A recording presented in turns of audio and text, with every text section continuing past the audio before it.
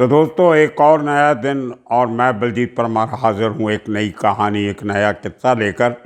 पहले मैं बता दूँ कि कल हमारे एपिसोड में जो इंसिडेंट था वो 1988 का था। सतीश राजे के इस मर्डर का बदला कुछ ही दिनों के बाद अशोक जोशी को मार के लिया गया। आज मैं आपको किस्सा सुना रहा हूँ 1990 का, क्योंकि ये दो कहानियाँ मैं साथ में काम कर रहा था, इसलिए 1988 और 1990 में थोड़ा कन्फ्यूजन हुआ था। वो कहानी 88 की थी कल वाली, आज वाली 1990 की है। ये कहानी है जिसका ताल्लुक स्मगलिंग से भी जुड़ा हुआ है। अंडरवर्ल्ड, स्मगलिंग और गैंगवार तीनों इसके साथ जुड़े हुए हैं। ये कहानी आपने नहीं सुनी होगी।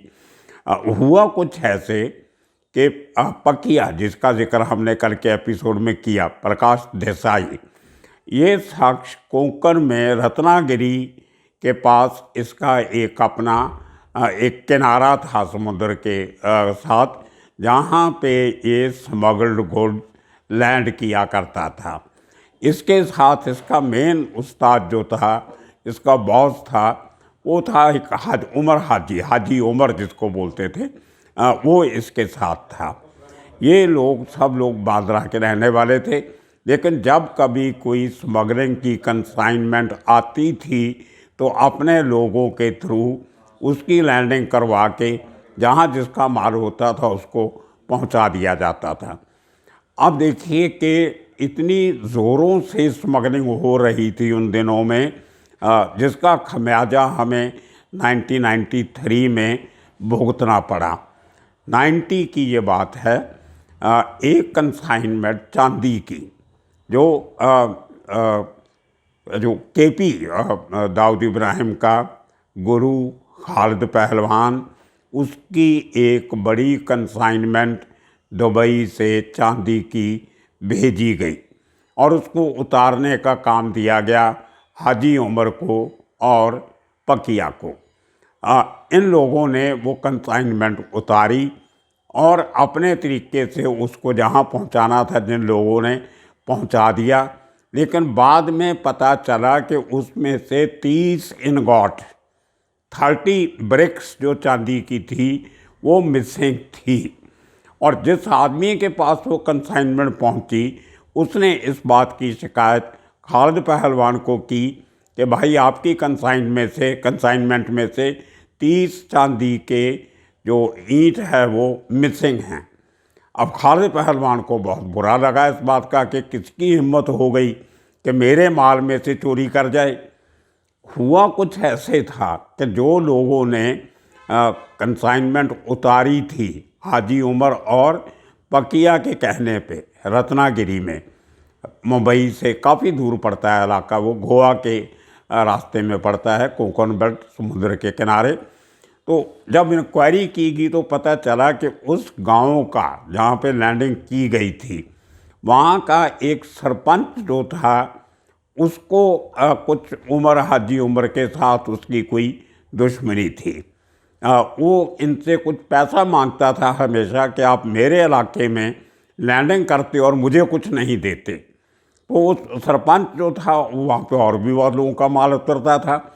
उस सरपंच को कुछ लालच था कि हर कंसाइनमेंट में से मुझे मेरा कमीशन दिया जाए, तो ये लोग नहीं देते थे। उसने इनकी दुश्मनी निकालने के लिए वो जो कंसाइनमेंट 2-3 टुकड़ों में इधर उधर जा रही थी, कोई 150, 200, 250 इस किस्म की ब्रेक्स आती थी, उनमें से एक छोटी कंसाइनमेंट जो कहीं और जानी थी, वो उस आदमी ने उसकी खबरी करके इन्फॉर्मेशन दे के कस्टम को वो सीज करवा दी और कस्टम से अपना इनाम ले लिया। और वो इस किस्म के काम पहले भी करता रहता था और कस्टम वालों ने उसको कुछ सर्टिफिकेट दिए थे कि ये हमारा खास खबरी है लोकल पुलिस को, तो उसकी वजह से उसको एक पुलिस का कांस्टेबल भी सिक्योरिटी के लिए मिला हुआ था। और उसकी वजह से वो सरपंच की दादागिरी कुछ ज़्यादा ही चलती थी उस इलाके में और काफ़ी लोगों का माल उसने पकड़वाया, अपना रिवार्ड दिया और अपने इलाके में अपनी ठाठ से रहता था। अब किसी को पता नहीं कि ये काम कैसे हुआ, कैसे नहीं हुआ। उमर को और पकिया को, मेरी पकिया से बात हुई इस केस पे बहुत बार, वो उसका कहना था कि भाई मुझे बिल्कुल मालूम नहीं था ये कैसे हुआ, और ना मुझे किसी ने बताया कि माल चोरी हुआ। तो अचानक एक दिन दो लोग आते हैं और उमर और पकिया पे जानलेवा हमला करते हैं। आने वाले लोग कौन थे आप सुन के हैरान हो जाओगे। एक का नाम था मंगेश पवार, दाऊद का उस ज़माने का जो खतरनाक शूटर थे उनमें से एक। मंगेश पवार फीलू खान के साथ मिलके ड्रग का बहुत बड़ा काम भी करता था और शार्प शूटर भी था। और उसके साथ एक आदमी जो आया था उसका नाम था नदीम मिस्त्री। नदीम मिस्त्री चैम्पियन ड्राइवर था, हथियार भी चला लेता था और इलाके का बहुत वाकिफ था। ये दूसरी बात है कि बाद में भाग गया और 20-22 साल के बाद पकड़ा गया, आया तो फिर बेल लेके फिर गुल हो गया। वो बहुत शातिर किस्म का अपराधी था।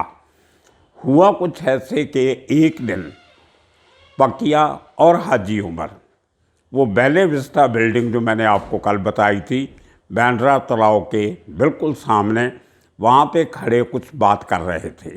मैंने आपको बताया था कि वहाँ से बैंड्रा पुलिस स्टेशन भी कोई आधा पौना फरलांग की दूरी पे है, स्टेशन थोड़ा एक फरलांग से ज़्यादा है। तो वहाँ पे जो खड़े बात कर रहे थे, अचानक एक मारुति सुजुकी गाड़ी आती है जिसको नदीम मिस्त्री चला रहा होता है। इनके पास आके गाड़ी रुकती है और मंगेश पवार दोनों हाथों से वेपन निकाल के इनके ऊपर अंधाधुंध फायरिंग करता है। हाजी उमर को सिर्फ एक गोली लगती है, वो वहाँ से गिर जाता है। और खड़े खड़े देखते देखते पकिया जैसा आदमी जो इतना फुर्तीला था, फिजिकली तकड़ा था, स्ट्रॉन्ग था, उसको कोई मौका नहीं मिला अपना बचाव करने का, और एक के बाद एक 14 गोलियां उसके शरीर पे दागी गई। उसके बाद भी वो भागने की कोशिश की तो उसके ऊपर वो मारुति सुजुकी गाड़ी चढ़ाई गई, उसके ऊपर से गाड़ी निकाली गई और वो लोग वहाँ से फरार हो गए। अब देखिए पकिया की कहानी, ये फिल्मों में सीन आपने ऐसे देखे होंगे। 14 गोलियां लगने के बाद, ऊपर से गाड़ी निकल जाने के बाद वो आदमी खड़ा होता है रोड से, देखता है तो हाजी उमर मरा पड़ा है। वो वहाँ से तेज़ स्पीड में चलता हुआ पुलिस स्टेशन तक पहुँच जाता है। वहाँ पे के बाबर, वो सीनियर इंस्पेक्टर थे पुलिस के। बाबर साहब को मैं पुराना जानता था, जब जुहू में गुंडा ब्रांच के इंचार्ज थे तब से उनसे मेरी दोस्ती थी, बाद में क्राइम ब्रांच में भी आए। क्या तो बाबर साहब के कमरे में सीधा पहुंच जाता है और जाके उनको मराठी में कहता है कि साहब मुझे लोगों ने गोली मार दी। और सब पुलिस स्टेशन में हड़कंप मच जाता है कि इतनी खून चल रहा है, इतना बुरी तरह इंजर्ड आदमी आया तो चल के कैसे आया, कहाँ से आया, ये कौन है। तो बाबर साहब उसको जानते थे, उन्होंने पहचानते थे इसको। उन्होंने बोला कि क्या हुआ पकिया, किसने गोली मारी। वो कुछ नाम बताने जा रहा था, बेहोश होके गिर गया। उसको पुलिस वाले उठा के भाभा हॉस्पिटल, बिल्कुल पास में पुलिस स्टेशन के साथ में हॉस्पिटल है, टाइम वेस्ट नहीं हुआ, उसको भाभा हॉस्पिटल लेके जाते हैं। वहाँ लंबे इलाज के बाद पकिया ठीक हो जाता है, बच जाता है। अंडरवर्ल्ड के इतिहास में शायद पहली बार ऐसा होगा कि 14 गोलियां लगने के बाद, बुरी तरह इंजर्ड होने के बाद, कोई आदमी इतना लंबा सफ़र चल के पुलिस स्टेशन तक गया हो और बच भी गया हो। उसके बाद में इंक्वायरियाँ शुरू होती हैं, किसने किया, क्या किया। ये जो मिस्त्री था वो भगौड़ा हो जाता है, मंगेश पवार गायब हो जाता है। उसकी कहानी भी आने वाले दिनों में आपको सुनाऊंगा, फीलू खान की और मंगेश पवार की, कैसे वो लोग देश छोड़ के भागे और दोनों का बाहर पोटला बना दिया गया, विदेश में दोनों को मार दिया गया। तो ये पकिया वहाँ से ठीक, वो मेरी पकिया से पहली मुलाकात जो थी उसके साथ, जो इंजर्ड होने के बाद उसने मुझे जो बताया, उसमें पकिया ने 1990 में जो कहानी बताई वो हैरानीजनक थी। मेरा ख्याल है कि शायद मेरा ही एक अखबार था जिसने इसका हॉस्पिटल बेड से इसकी पूरी कहानी सुन के अपने रीडर्स को सुनाई थी, क्योंकि 1988 में उसके पहले की किस्सों से मिल चुका था, तो उसकी मेरे से राब्ता था। पूरी बात उसने बताई, लेकिन पहला वो उसका बयान मैंने ही छापा था उस ज़माने में अपने अखबार में। उसने पूरी कहानी बताई कैसे कैसे हुआ, और उसके बाद उसने पता चला कि ये सुपारी खालिद पहलवान ने दी थी इसके लिए कि उसने उसके माल में चोरी की थी, स्मगलिंग के माल में खेप लगाई थी। इसको ये पूछता, मुझे केपी भाई पूछ लेते कि जो माल कहाँ है, मैं बता देता मैंने नहीं किया, या किसने किया पता लगाते, लेकिन इस तरीके से मुझे मारना ये अच्छी बात नहीं थी। उसके बाद में फिर अंडरवर्ल्ड की तारें खड़कती हैं, कुछ लोगों को अप्रोच किया जाता है, और यहाँ से इनका जो ग्रुप था पूरा, जिसमें शफी तूफ़ानी भी था, तो शफी तूफ़ानी और एक दो और लोग जो पकिया के क्लोज थे, ये लोग केपी से बात करते हैं, खालिद पहलवान से, कि भाई क्या बात हो गई, आपने इस आदमी पे गोली चलवा दी, ये तो शुक्र है ऊपर वाले का कि वो बच गया, नहीं तो कोई ऐसे हालात नहीं थे बचने वाले। हाजी उमर तो एक गोली खा के मर गया। तो उसने बताया कि इस आदमी ने मेरा 30 चांदी के पात जो थे वो खा लिए थे। इन्होंने बताया कि हमने बात की है उससे, वो हॉस्पिटल में है, उसने बताया कि उसने ये काम नहीं किया, ये किसी और ने किया है। तो केपी ने कहा ठीक है, अगर किसी और ने किया है तो उसको मारो, उसको मार के मेरे पास आ जाओ तो समझौता कर लेंगे। और बड़ी अजीब शर्त थी। ये लोग जाते हैं तो भाई शफी तूफ़ानी को लेके खालिद पहलवान को मिलते हैं उसके घर में जाके, लेकिन वो अपनी शर्त पे अड़ा रहा कि जब तक आप उस आदमी को नहीं मारोगे जिसने मेरे सामान की चोरी की है, बात चांदी के पैसे की नहीं है, ये मेरी इज्जत का सवाल है कि मेरा माल लूटने वाले कौन आ गए, कौन पैदा हो गए।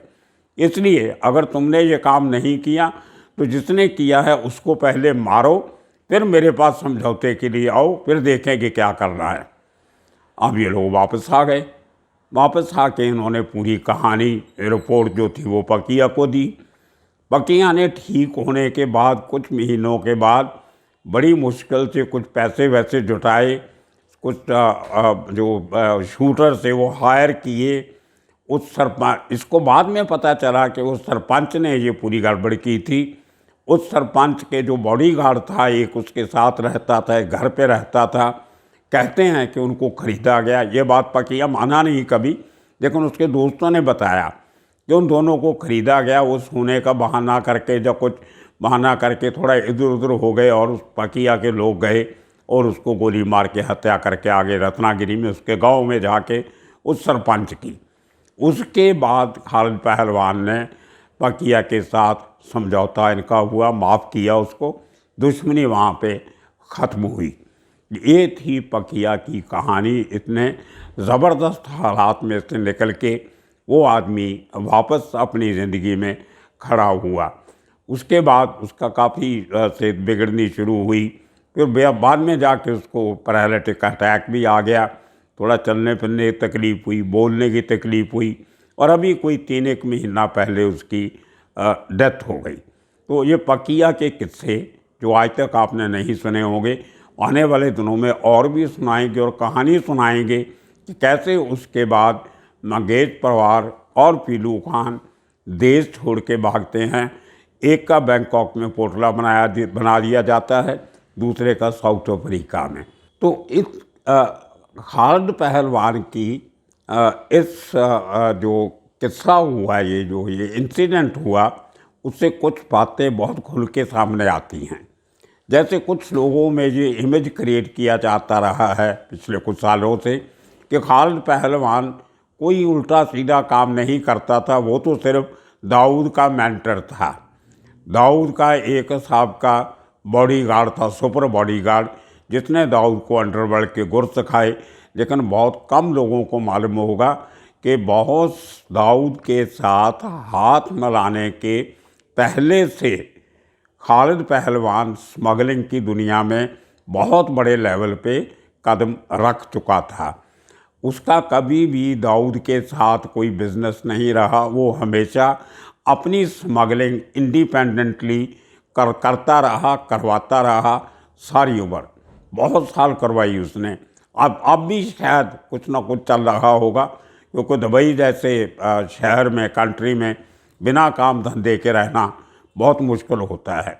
और ये वही दौर था जब जिस ज़माने में वसई में, विरार में भाई ठाकर के लोग स्मगलिंग करते थे दाऊद के लिए। उन्हीं दिनों में जो माया ढोलस ने और दिलीप बुआ ने एक कंसाइनमेंट लूटी, वो भी इन्हों दिनों की बात है। उसके बाद उनका एनकाउंटर हो जाता है। तो वो जो एक दौर था, बहुत ज़ोरों से स्मगलिंग होती थी। उस समय जो अंडरवर्ल्ड ने अपना जो नेक्सस हुआ स्मगलिंग का और अंडरवर्ल्ड का, उसका खमियाजा हमने 93 के ब्लास्ट में भुगता, जब इन लोगों ने जो क्रिमिनल्स थे उन्होंने स्मगलर्स के साथ मिलके इतना बड़ा ज़ख़ीरा समुंदर के रास्ते जो आया उसको उतारा, उसको ट्रांसपोर्ट किया, उसको डिस्ट्रीब्यूट किया और अल्टीमेटली उसके बॉम्ब बना के मुंबई जैसे शहर पे हमला किया। तो इसलिए कहते हैं कि एक डेंजरस डेवलपमेंट जो है उसको शुरू में ही उसका मुकाबला करना चाहिए। खुले हाथ छोड़ेंगे तो बाद में बहुत नुकसान होता है। तो ये पूरा कहानी थी, किस्सा था कि कैसे अंडरवर्ल्ड के लोग अपनी जो एक उनकी जो बिजनेस जो है उनके हिसाब से उसको बचाने के लिए किस हद तक जा सकते हैं, कैसे किसी को मरवा सकते हैं, कैसे किसी को मार सकते हैं। और अंत में मैं आप सबसे एक रिक्वेस्ट करूँगा कि आप जब वीडियो देखते हो तो उसको लाइक ज़रूर किया करो। उसका बहुत फ़र्क पड़ता है आपके कमेंट्स से, आपके लाइक से, आपका शेयर करने से। और कल मैंने आपको अपील किया था 2 दिन पहले कि इसके सब्सक्राइबर्स बढ़ाने की बात कीजिए। अभी तक कोई बराबर रिज़ल्ट देखने को नहीं आ रहा है। तो कोशिश कीजिए, मिलजुल के आगे बढ़ेंगे। एक बार आप सब लोगों का बहुत बहुत धन्यवाद। आने वाले दिनों में एक नई किस्सा कहानी लेके फिर हाज़िर होंगे। तब तक के लिए आप सबका शुक्रिया, धन्यवाद।